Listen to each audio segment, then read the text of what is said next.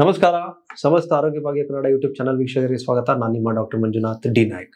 ಒಣ ದ್ರಾಕ್ಷಿ ಯಾರಕ್ಕೆ ತಾನೇ ಇಷ್ಟ ಇಲ್ಲ ಹೇಳಿ?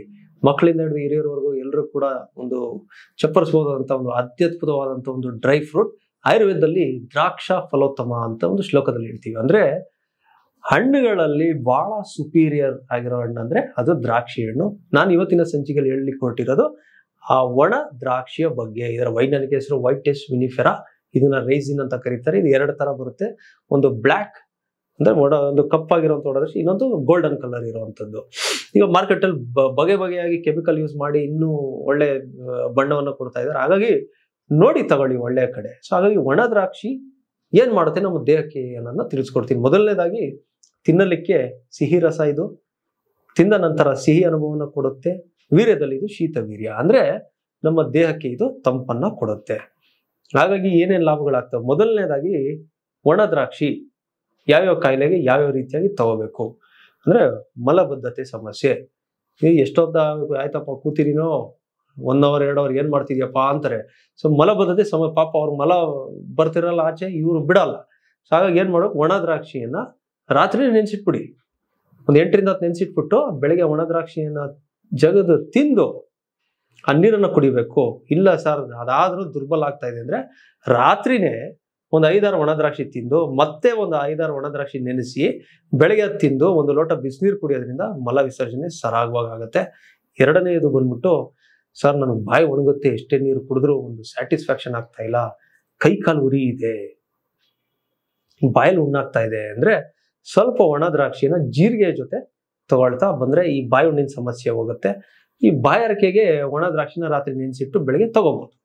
ಇದಲ್ಲದೆ ಪುರುಷರಲ್ಲಿ ವೀರ್ಯಾಣುವಿನ ಒಂದು ಪ್ರಮಾಣ, ವೀರ್ಯಾಣುವಿನ ಒಂದು ಸಂಖ್ಯೆ, ವೀರ್ಯಾಣುವಿನ ಒಂದು ಮೊಟಿಲಿಟಿ ಕಡಿಮೆ ಇರುತ್ತೆ. ಅದರಿಂದ ಏನಾಗುತ್ತೆ, ಅವ್ರಿಗೆ ಇನ್ಫರ್ಟಿಲಿಟಿ ಸಮಸ್ಯೆ ಉಂಟಾಗ್ತಾ ಇರುತ್ತೆ. ಹಾಗಾಗಿ sperm count, sperm motility improve ಆಗ್ಬೇಕಂದ್ರೆ ಒಣ ದ್ರಾಕ್ಷಿ ಜೊತೆ ಸ್ವಲ್ಪ ಖರ್ಜೂರ ಮತ್ತೆ ಅಂಜೂರವನ್ನ ಸೇರಿಸಿ ತಾವು ತಿನ್ನೋದ್ರಿಂದ ಈ ಸ್ಪರ್ಮ್ ಕೌಂಟ್ಗೆ ಸಂಬಂಧಪಟ್ಟಂತ ಸಮಸ್ಯೆ ಗುಣ ಆಗುತ್ತೆ. ಇದರ ಜೊತೆಲಿ ಶೀಘ್ರ ಸ್ಖಲನ, ನಿಮಿರುವಿಕೆ ದೌರ್ಬಲ್ಯತೆ ಇದ್ರೂ ಕೂಡ ಪುರುಷರಿಗೆ ಗುಣ ಆಗತ್ತೆ. ಯಾಕಂದ್ರೆ ಇದ್ರಲ್ಲಿ ಪೊಟ್ಯಾಷಿಯಂ ಇರುತ್ತೆ ವೀಕ್ಷಕರೇ. ನೆಕ್ಸ್ಟ್ ಬಂದ್ಬಿಟ್ಟು ರಕ್ತಹೀನತೆ.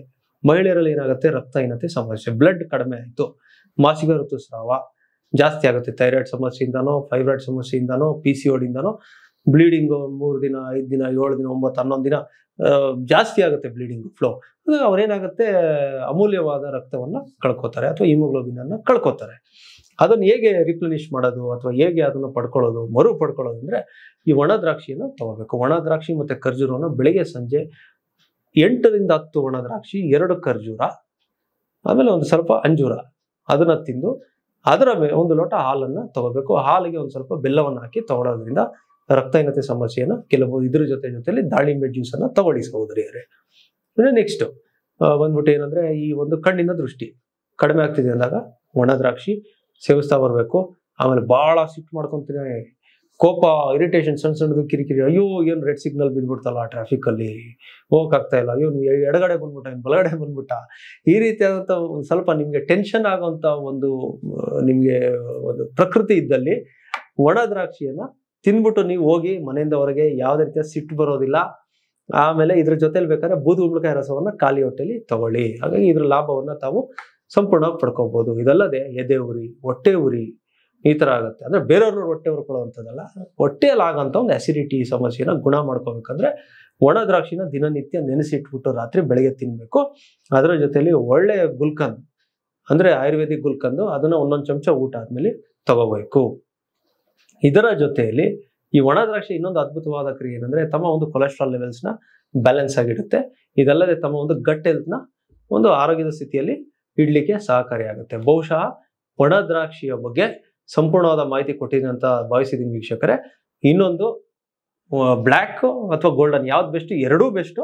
ಆದ್ರೆ ಕಪ್ಪು ಒಣಗಿರೋ ದ್ರಾಕ್ಷಿ ಏನಂದ್ರೆ ಪೈಲ್ಸ್ ಅಥವಾ ಮೂಲವ್ಯಾಧಿ ಸಮಸ್ಯೆಗೆ ತುಂಬಾ ಚೆನ್ನಾಗಿ ಕೆಲಸ ಮಾಡುತ್ತೆ. ಒಂದು 5 ರಿಂದ 6 ಕಪ್ಪು ಏನಿದೆ ಒಣ ದ್ರಾಕ್ಷಿಯನ್ನ ತಾವು ಹಾಲಿನಲ್ಲಿ ಕುದಿಸಿ ಹಾಲನ್ನ ಕುಡಿಯೋದ್ರಿಂದ ಮೂಲವ್ಯಾಧಿ ಸಮಸ್ಯೆನ ಕೂಡ ತಾವು ಗೆಲ್ಬಹುದು ಅಂತ ಹೇಳ್ತೀನಿ. ಆಮೇಲೆ ಸುಸ್ತು ಆಯಾಸದ ಸಮಸ್ಯೆ ಯಾರಿಗಿದ್ರು ಸಹ ಫಸ್ಟ್ ಒಣ ದ್ರಾಕ್ಷಿನ ತಮ್ಮ ಜೇಬ್ನಲ್ಲಿ ಇಟ್ಕೊಂಡ್ಬಿಡಿ. ಸುಸ್ತಾದಾಗಲ ಒಂದು 5-6 ಒಣ ದ್ರಾಕ್ಷಿ ತಿನ್ನಿ, ಸುಸ್ತು ಸಂಪೂರ್ಣ ಗುಣ ಆಗುತ್ತಂತ ಹೇಳ್ತಾ ಈ ಸಂಚಿಕೆನ ಮುಗಿಸ್ತಾ ಇದ್ದೀನಿ. ಆದ್ರೆ ಮಧುಮೇಹಿಗಳ ಬಗ್ಗೆ ಏನು ಅಂದ್ರೆ, ತಮ್ಮ ಶುಗರ್ ಕಂಟ್ರೋಲ್ ಅಲ್ಲಿ ಇದ್ರೆ ಒಂದು 2-3 ಒಣ ದ್ರಾಕ್ಷಿ ಜೊತೆ ಸ್ವಲ್ಪ ನೆನೆಸಿರೋ ಬಾದಾಮಿಯನ್ನು ತಿನ್ಬೋದು. ಶುಗರ್ ಜಾಸ್ತಿ ಇದೆ ಅಂದ್ರೆ ಒಣ ದ್ರಾಕ್ಷಿ ತಗೊಳ್ದಿದ್ರೆ ಒಳ್ಳೇದು, ಯಾಕಂದ್ರೆ ಇದರ ಒಂದು ಜೆ ಇಂಡೆಕ್ಸ್ 66 ಇದೆ. ಬಹುಶಃ ಈ ಸಂಚಿಕೆಯಲ್ಲಿ ಒಣ ದ್ರಾಕ್ಷಿಯ ಬಗ್ಗೆ ಸಂಪೂರ್ಣವಾದ ಮಾಹಿತಿ ಕೊಟ್ಟಿದ್ದೀನಿ ಅಂತ ಭಾವಿಸಿದ್ದೀನಿ ವೀಕ್ಷಕರೇ. ಮುಂದಿನ ಸಂಚಿಕೆಯಲ್ಲಿ ಭೇಟಿ ಮಾಡ್ತೀನಿ. ಆ ಸಂಚಿಕೆಯನ್ನು ವೀಕ್ಷಿಸಬೇಕಾದ್ರೆ ಆರೋಗ್ಯ ಭಾಗ್ಯ ಕನ್ನಡ ಯೂಟ್ಯೂಬ್ ಚಾನಲ್ನ ಸಬ್ಸ್ಕ್ರೈಬ್ ಮಾಡೋದು ಮರಿಬೇಡಿ. ನಮಸ್ಕಾರ ವೀಕ್ಷಕರೇ.